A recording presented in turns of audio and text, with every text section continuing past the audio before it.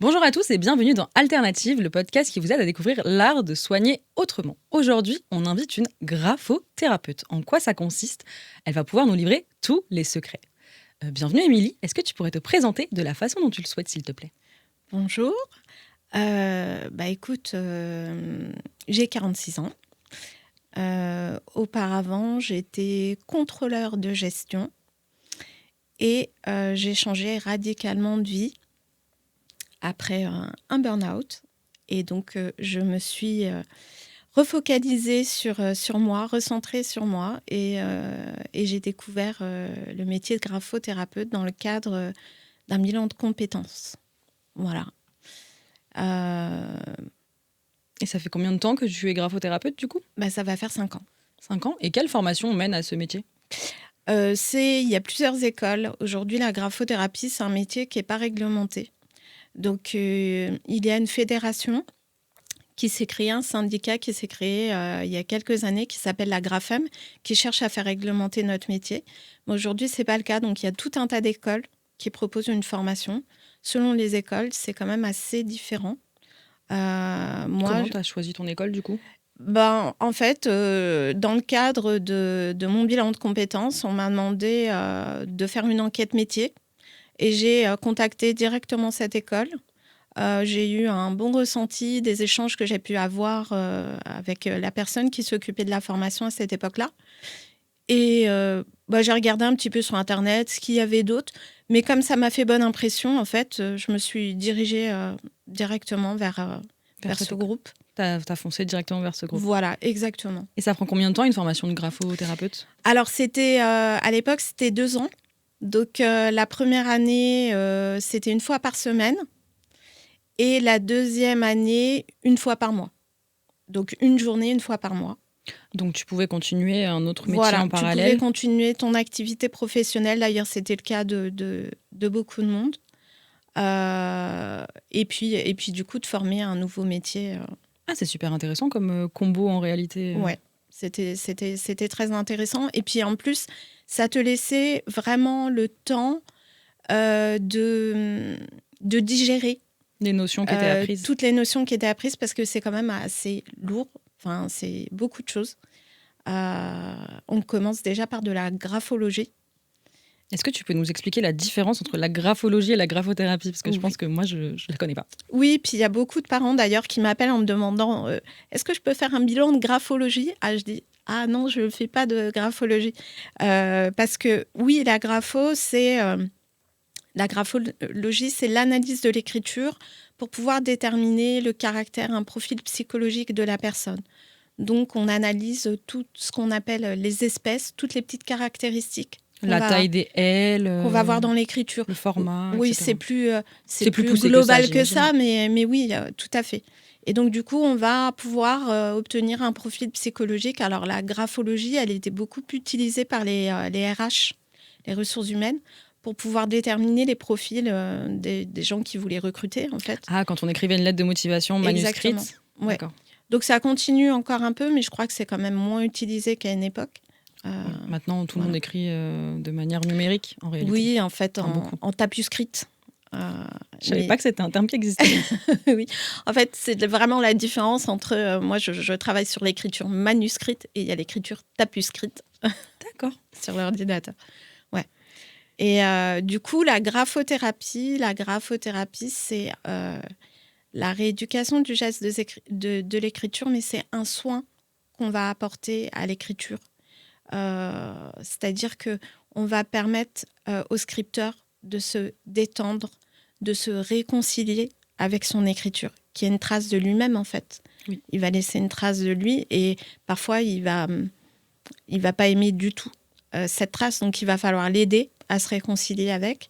Avoir une écriture plus lisible, plus correcte, plus... Oui, avoir une écriture plus fluide, plus détendue. C'est véritablement ça la recherche en fait de la graphothérapie, c'est aider le scripteur à avoir une écriture efficace. D'accord. Mais du coup, ça s'adresse à des enfants, à des adultes? On peut consulter à partir de quel âge? Ça s'adresse globalement à toutes les personnes qui peuvent rencontrer des difficultés avec leur écriture, que ça soit des problèmes de lisibilité, des problèmes de douleur, aussi de rythme. parce que tu peux avoir une écriture très lente ou précipitée. Et donc, il va falloir...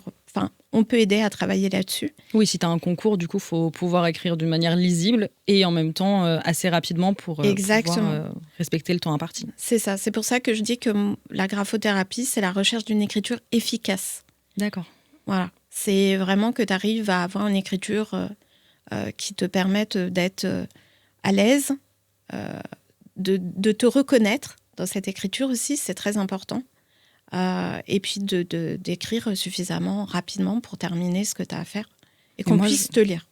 Oui, moi je me rends compte que quand j'écrivais, en tout cas à l'école, j'avais une écriture des fois très lisible et correcte et tout allait bien. Et des fois j'écrivais hyper vite et donc forcément beaucoup moins lisible, mais ça restait quand même lisible, mais ça se voyait que c'était pas la même écriture, ou même en fonction du stylo, peut-être qu'il y a des choses à faire à ce niveau-là. Bien évidemment, c'est super important. Moi je dis toujours, il faut choisir son stylo comme une paire de chaussures. Okay. En fait, on essaie différents stylos. On a tous des avis différents. C'est-à-dire qu'il y en a qui vont aimer laisser une trace assez lourde, à un trait épais. Et puis, il y en a d'autres qui vont aimer des pointes sèches, des billes, où vraiment c'est très fin, la trace qu'ils vont pouvoir laisser. Ou un stylo plume. Alors là, tu vas être plutôt dans une trace bien fluide, un peu épaisse. Mais ça dépend. Puis pareil, le format du stylo va dépendre. Il y a des gens qui aiment avoir un outil scripteur un peu gros. Et puis d'autres qui vont avoir envie d'avoir quelque chose de fin entre les doigts. Enfin, ça dépend de chacun. Et le stylo a vraiment un vrai impact sur l'écrit, sur ta trace. Oui, le choix du stylo est essentiel. On n'a pas la même écriture en fonction du stylo, donc du coup, il faut vraiment bien choisir son outil en réalité. Exactement. Et nous, ce qu'on préconise surtout, c'est des stylos qui vont être fluides, avec une encre fluide. Plutôt des rollers, des plumes, des choses comme ça. Parce que justement, le stylo à billes, c'est une encre semi-solide. Et donc, du coup, tu te crispes. Enfin, il faut appuyer très fort.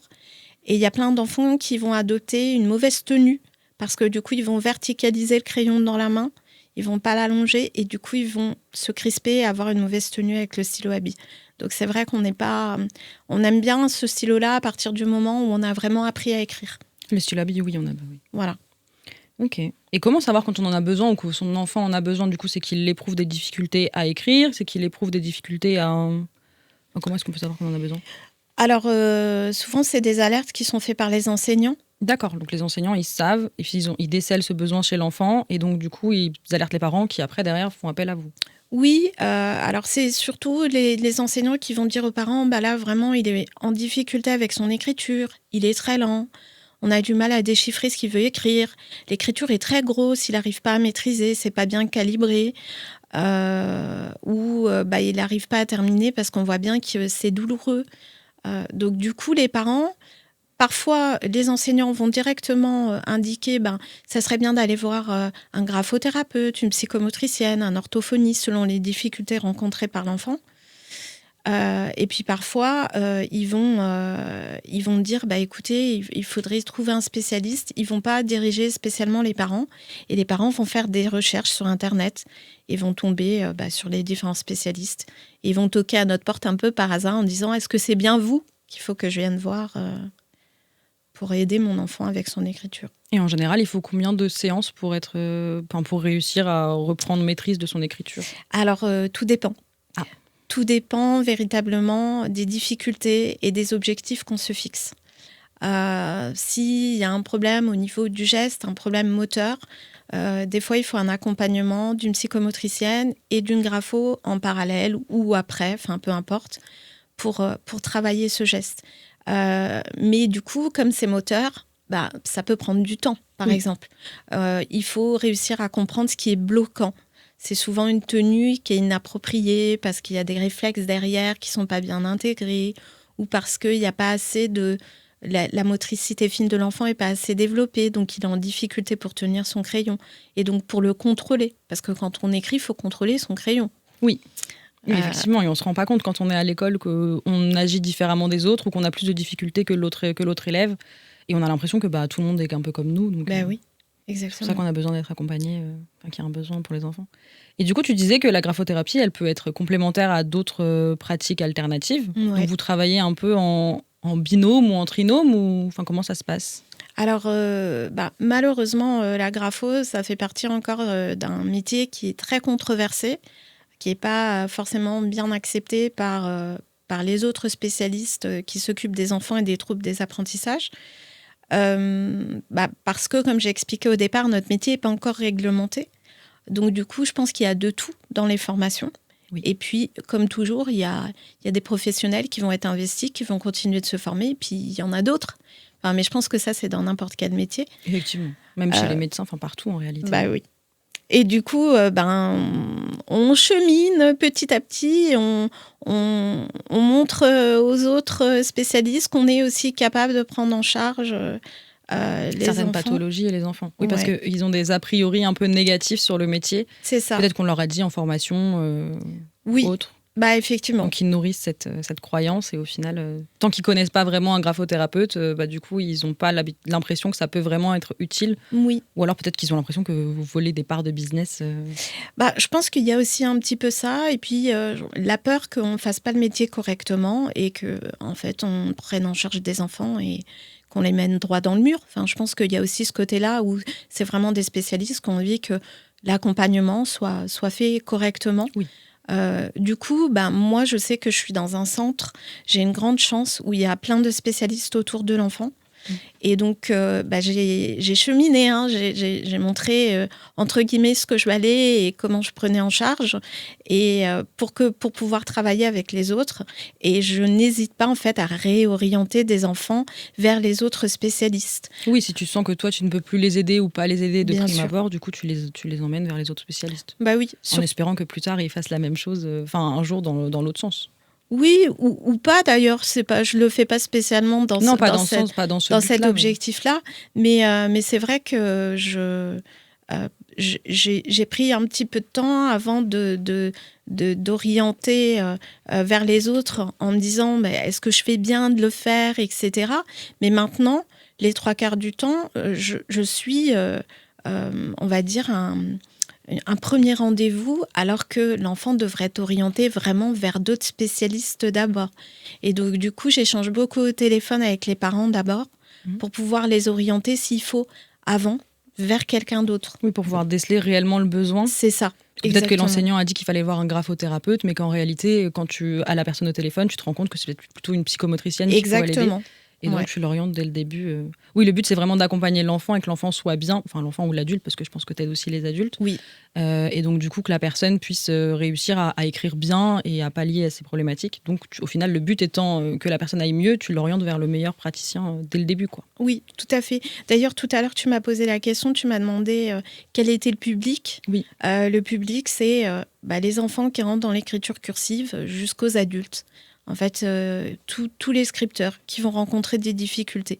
Il n'y a pas vraiment Enfin, c'est essentiellement quand même des enfants. On va pas Oui, parce que quand on est adulte, on a eu l'habitude d'écrire comme on écrivait. Si on n'a pas été pris en charge petit, pour nous, c'est notre réalité. On écrit comme ça. Et puis des fois, même si les autres n'arrivent pas à nous lire, c'est pas grave. Oui. Après, ce qu'il y a chez les adultes, ça va être ce qui va être un peu déterminant, c'est quand ils vont passer des concours, de pas réussir à avoir une écriture lisible ou pas d'écrire dans les temps, comme tu disais tout à l'heure. Ça peut être quelque chose, ou la crampe de l'écrivain, aussi d'avoir une très forte douleur quand ils écrivent. Et dans ce cas-là, ils se dirigent. Est-ce que du coup, tu as des solutions pour pallier à cette crampe de l'écrivain ? Il y a quelque chose à... Alors, la crampe de l'écrivain, elle suscite un suivi chez un médecin. Il faut déjà dépister s'il n'y a pas autre chose. Derrière un problème mécanique, on va dire. Et après, ça peut être un travail conjoint, mais moi, j'oriente quand même vers un suivi psy, parce que généralement, c'est un blocage. Il y a des blocages émotionnels, il y a un parcours de vie qui a été un peu compliqué, et il y a besoin de travailler sur soi et de s'expliquer pourquoi, justement, on a de la douleur à l'idée de communiquer avec les autres, à l'idée de laisser une partie de soi-même sur un morceau de papier. Voilà. Oui, le but n'est pas de soigner juste les conséquences, mais la cause, et donc le côté un peu psycho, quoi. T'as tout compris. Okay. Et l'idée, c'est de pouvoir, avec la grapho, travailler la détente du geste aussi. Donc, on peut faire un travail conjoint. Moi, je vais essayer de dédramatiser l'écriture et travailler la détente du geste. Mais je pense que c'est important qu'il y ait un suivi psy aussi. Ok, mais du coup, les enfants qui viennent te voir, ils voient comment ils écrivent au début, du coup, avant les premières séances et après. Ça, c'est génial. Et du coup, l'émotion dans leur visage, elle doit être dingue. Ah, ça vaut tout l'or du monde. Ah ouais, c'est vraiment. Là, samedi dernièrement, j'ai un jeune homme qui m'a dit mais c'est moi qui ai écrit comme ça la première fois. Ben oui, c'est toi. Parce que souvent, quand on est petit, on idéalise un peu l'écriture des autres, parce qu'il y a souvent dans les classes quelqu'un qui écrit très bien, avec une écriture un peu ronde, avec un beau stylo, etc. Et on a envie d'écrire un peu pareil, donc des fois on s'y essaye, et là, du coup, les gens peuvent réussir à avoir leur propre écriture aussi en réalité. Oui. Tout à fait. Propre façon de faire sans copier sur l'autre avec les bons et trouver le bon outil. Du coup, tu as plein de stylos dans ton cabinet pour que la personne elle puisse déceler. Oui, c'est une papeterie. Un peu comme la baguette magique d'Harry Potter. C'est ça, c'est une papeterie. J'ai tout, les feutres, les crayons grasses, enfin, j'ai tout un tas d'outils scripteurs et vraiment à chaque fois que les enfants ils rentrent et qu'ils voient tous ces outils sur le bureau, ils disent « Oh là là, mais t'as tout ça oh, ça doit coûter des sous, tout ça !» Mais vrai que ça doit être un sacré budget. Les stylos, oui, c'est un budget, mais en fait, c'est essentiel. Il faut qu'ils puissent essayer tellement de choses. Les crayons de couleur, les feutres, mais des feutres fins, des feutres épais, enfin, plein de choses, des craies grasses, parce qu'il faut redonner envie. D'écrire, oui. Et pour redonner envie, faut essayer, quoi.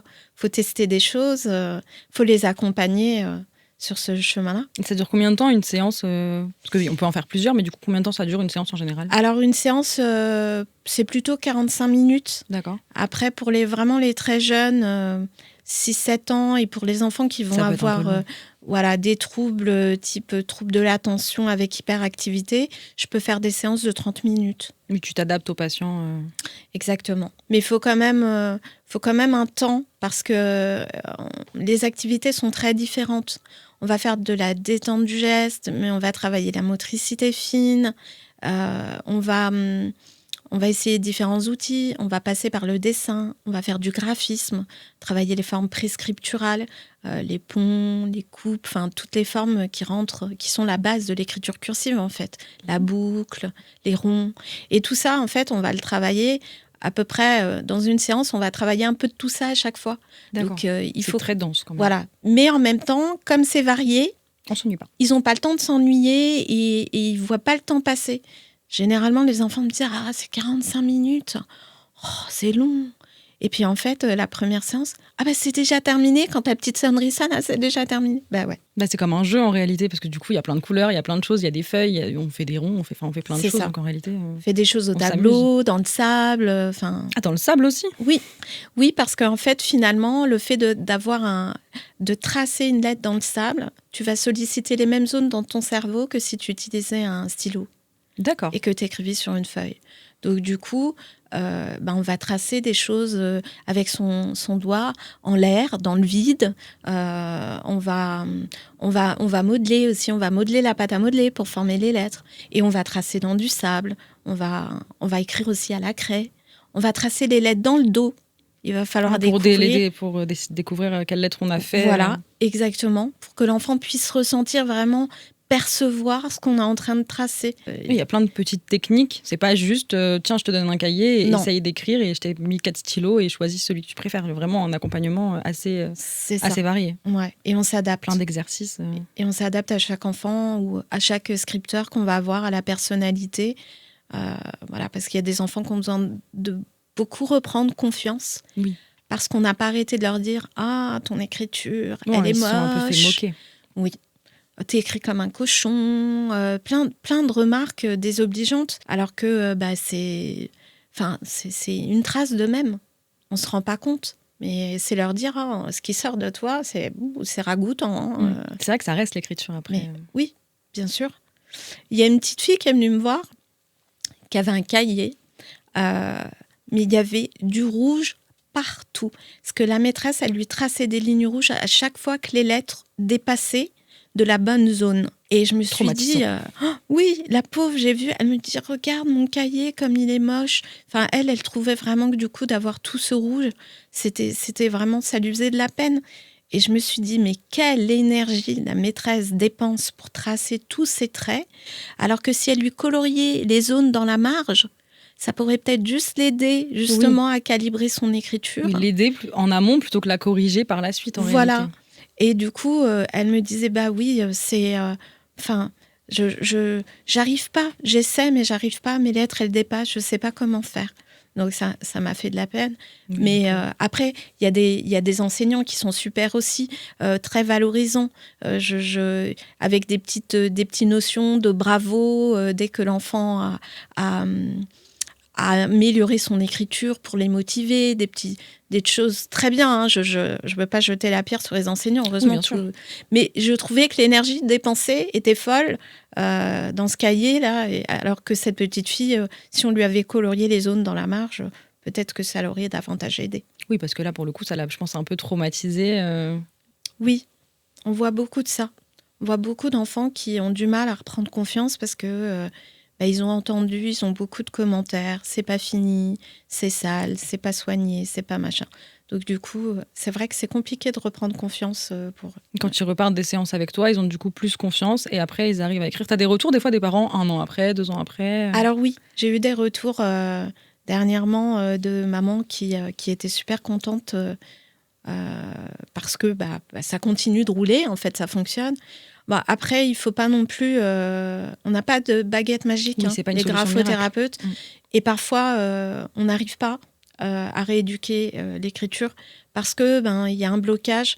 Des fois, les enfants n'ont pas assez de maturité encore parce que on fait 50% du chemin. C'est-à-dire que je vais mettre en pratique des choses, je vais lui donner des infos, etc.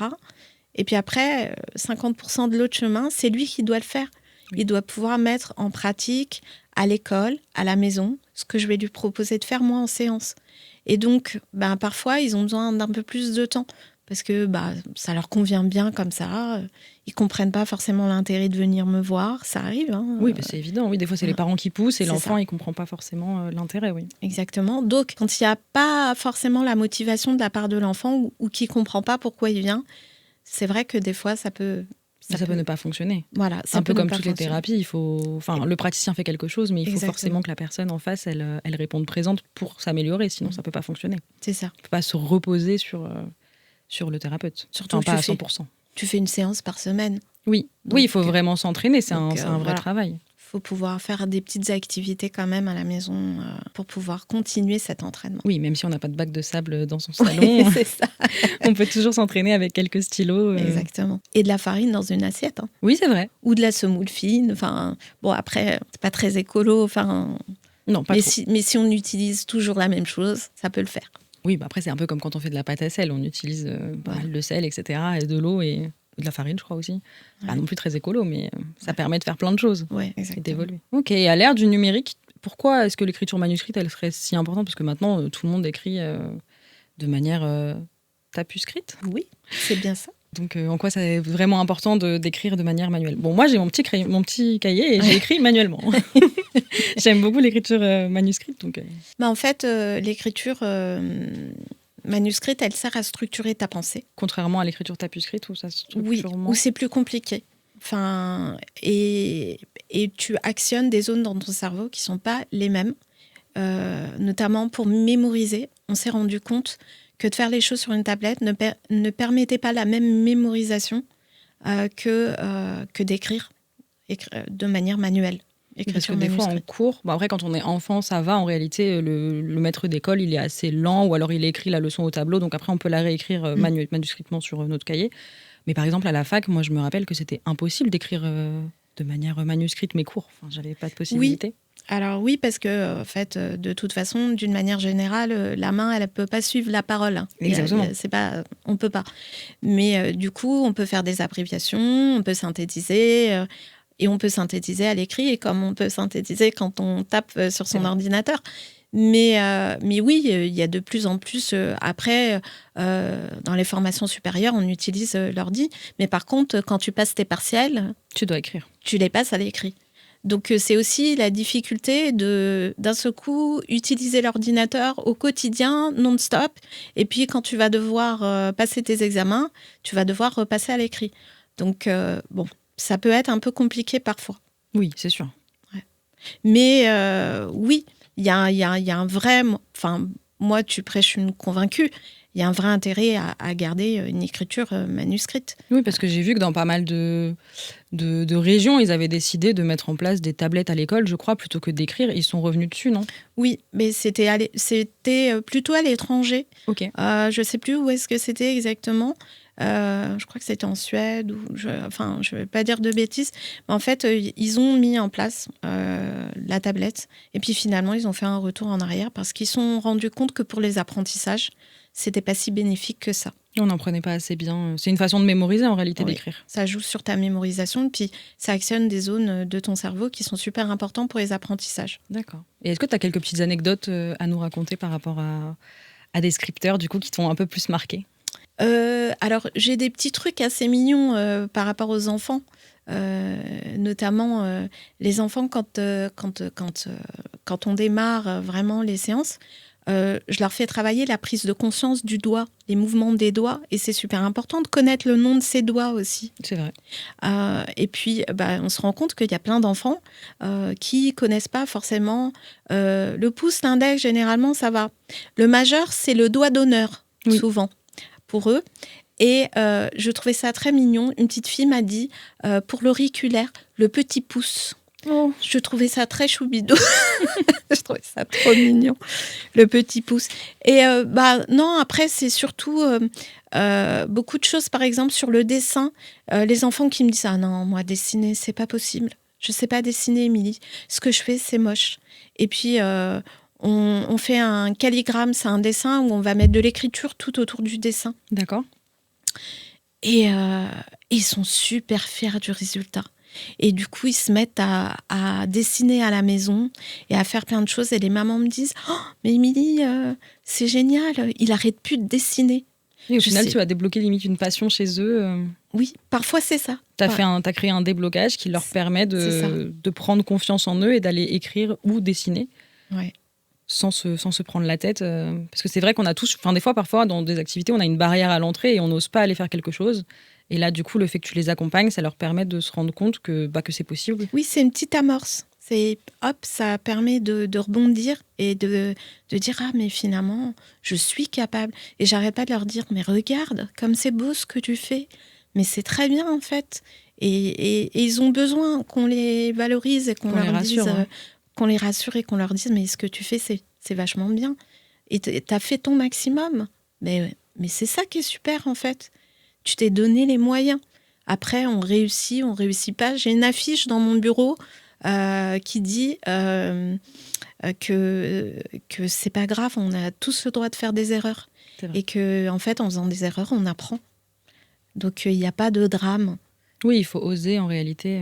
C'est ça, exactement. Pas se mettre de propres barrières. Au final, je pense qu'on est un peu nos propres ennemis à chaque fois, à se limiter ou à ne pas oser. Et si on se met ces barrières aussi quand on est enfant, d'ailleurs, je pense que c'est à ce moment-là qu'elles arrivent toutes. Bien sûr. Si tu arrives à les lever, ça permet que derrière, ce soit des adultes un peu plus épanouis, qui osent plus facilement dans le monde de demain, quoi. Exactement. Non, mais écoute, dans les anecdotes, il y en aurait tellement, mais là, comme ça me vient pas spécialement, mais souvent, c'est la redécouverte de l'écriture. Quand on fait le avant-après et que je ressors l'ancienne et que vraiment, non, c'est pas moi. Alors là, c'est vraiment drôle ce passage. Non, mais c'est pas moi qui ai écrit ça. Si, je t'assure, c'était bien toi. Et oui, quand même, hein, j'ai progressé, hein, c'est bien. Hein. Sacré changement, oui, ouais. Au final, une belle là, amélioration. Ça, c'est super, généralement. Et les parents aussi, du coup, doivent être très contents de l'évolution de leur enfant en quelques séances, en réalité. Oui, écoute, généralement, ça fonctionne plutôt bien. Et les parents sont plutôt contents. Moi, je leur dis, on voit tout de suite, après déjà 5 séances, il y a un déclic. Il y a quelque chose. Soit ils rechignent moins à faire les devoirs, soit ils acceptent d'écrire les mots de la dictée finalement sur papier, alors qu'avant, ils ne voulaient pas le faire. Soit ils se remettent à dessiner, à colorier, des choses comme ça. Là, on se dit, ça y est, s'il y a ce déclic-là, c'est qu'on est sur la bonne voie. Si au bout des 5 séances, il n'y a rien qu'à bouger, il n'y a pas l'enfant se sent pas mieux, n'a pas repris un peu confiance, il n'y a pas de mieux. Là, on s'interroge. On se dit, bon, je suis peut-être pas la meilleure des personnes à l'heure actuelle. L'accompagner, oui. Voilà. Ok, parce que du coup, oui, l'enfant pourrait peut-être plus aller voir une psychomotricienne ou quelqu'un qui pourrait l'aider. Exactement.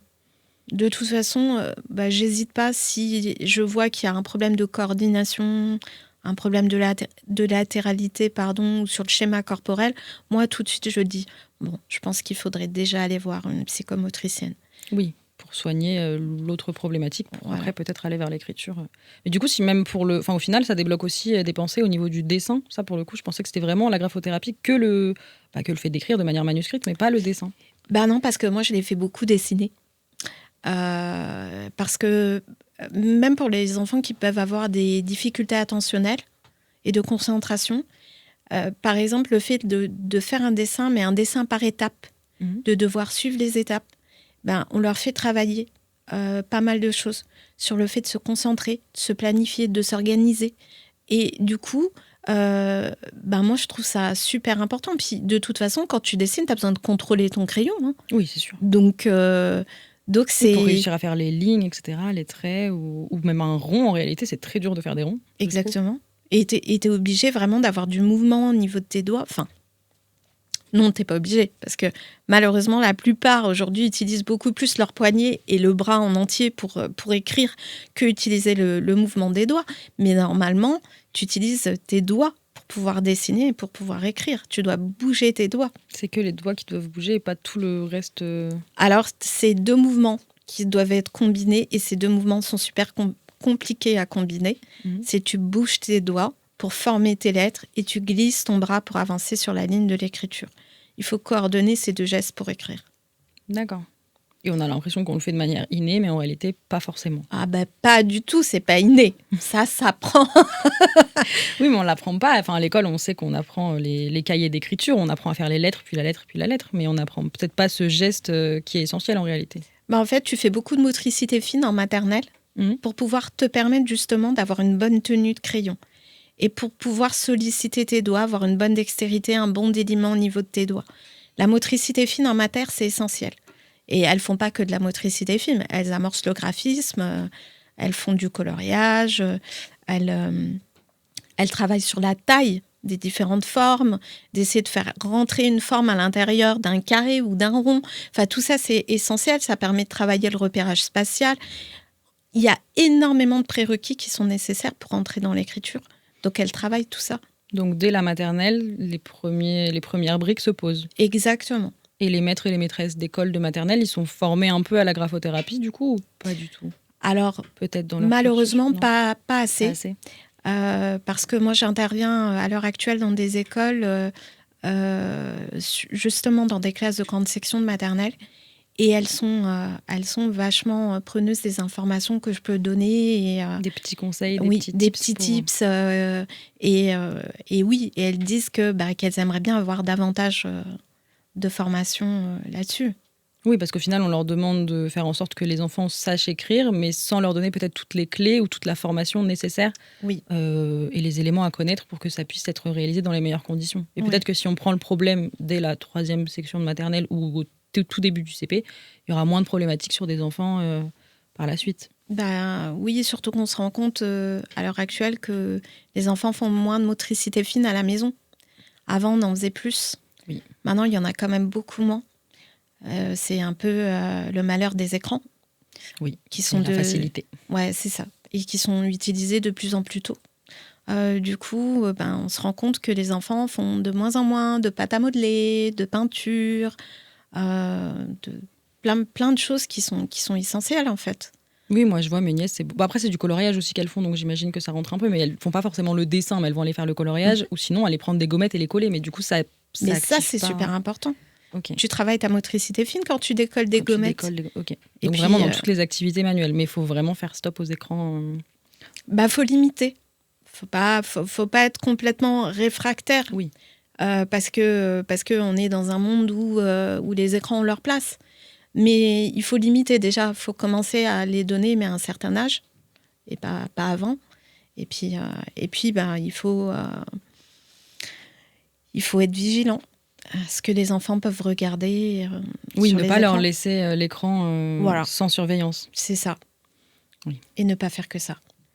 Non, évidemment, oui, de leur proposer. Parce qu'en plus, il y a tellement d'activités qui existent pour les enfants mais tellement manuels. de choses. Et les enfants cherchent plutôt ce genre de choses. En réalité, ils sont plus friands d'une activité manuelle que d'un écran de prime abord. Bon, un petit film de temps en temps, mais sinon, ce dont un enfant a besoin, c'est souvent qu'on s'occupe de lui. Donc, on ne on s'occupe pas de lui en le mettant devant un écran. Moi, je sais que les activités manuelles qui sont faites en séance, souvent les parents me disent « Mais Émilie, il n'y a qu'avec vous qui veut, qui veut faire ça ». Alors qu'ils ne rechignent pas du tout. En séance, ils sont ravis et ils sont super contents du résultat, généralement. Ils l'emmènent à la maison. Ils sont fiers. Oui, ils sont très fiers de leur production. C'est très important. Peut-être qu'après, ils vont aller plus demandeurs à leurs parents plutôt que de mettre un dessin animé, de se dire tiens, viens, on joue, ou viens, on fait quelque chose, ou une activité. J'espère. Ouais. En tout cas, j'espère de pouvoir initier ça aussi, de leur donner envie. Ouais, de leur donner envie de se développer d'une autre manière, parce qu'au final, l'écran, ça ne nous développe pas vraiment en réalité. Enfin, je pense pas. Il y a des choses très positives, mais il n'y a pas que du bon. Oui. Est-ce que tu pourrais me dire où on peut te retrouver peut-être ou te contacter? Parce que du coup, tu as un cabinet, tu as un bureau, tu nous disais, avec d'autres praticiens. Exactement.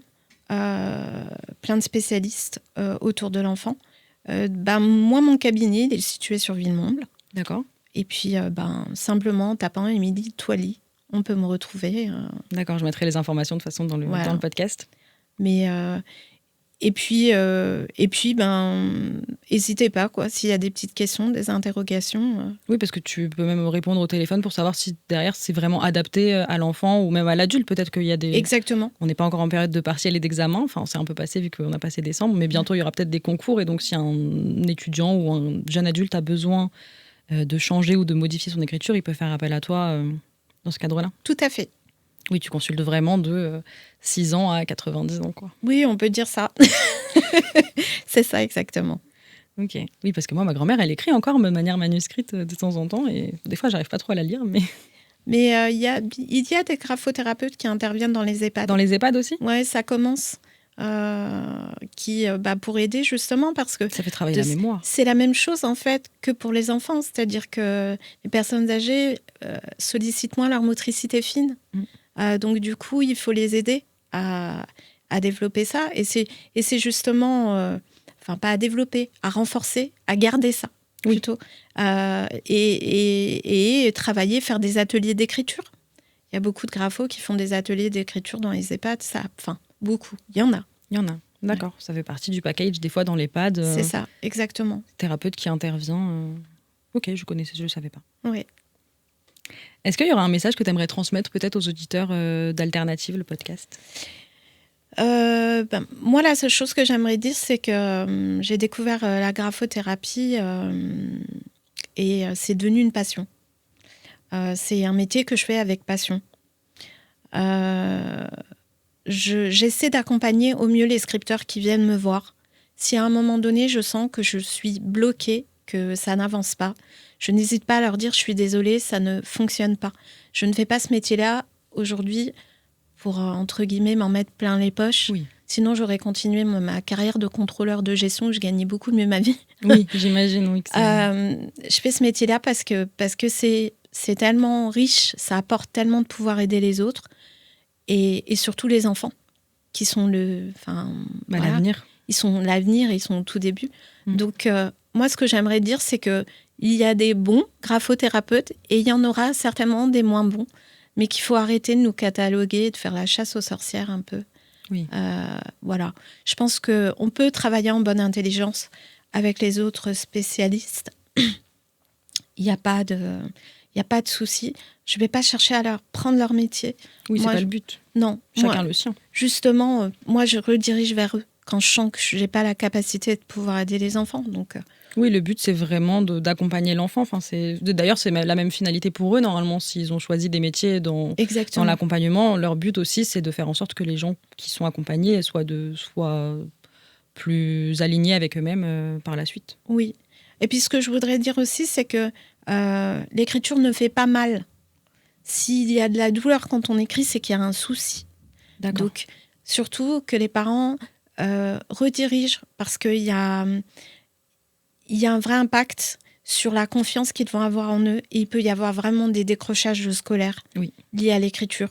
Donc, quand il y a des prémices, j'entends souvent les parents me dire l'enseignant m'a dit il a une mauvaise tenue, mais à force d'avoir mal, il va en changer.